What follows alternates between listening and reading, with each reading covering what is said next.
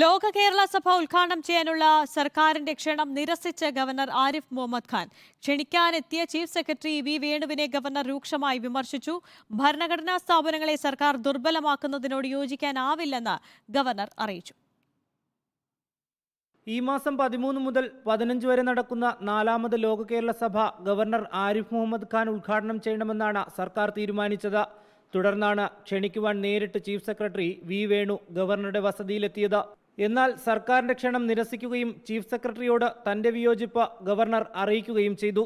സർക്കാർ നടപടികളിലെ കടുത്ത അതൃപ്തി രേഖപ്പെടുത്തിയ ആരിഫ് മുഹമ്മദ് ഖാൻ SFIയുടെ പ്രതിഷേധത്തിലടക്കം സർക്കാർ നടപടികളിലുണ്ടായ വീഴ്ച ചൂണ്ടിക്കാട്ടി വിമർശിച്ചുവെന്നാണ് വിവരം. ഇത്തരം പരിപാടികളിലൂടെ സർക്കാർ ഭരണഘടനാ സ്ഥാപനങ്ങളെ ദുർബലമാക്കുകയാണ്. അതിനോട് യോജിക്കാനാവില്ലെന്ന് അദ്ദേഹം തുറന്നടിച്ചു.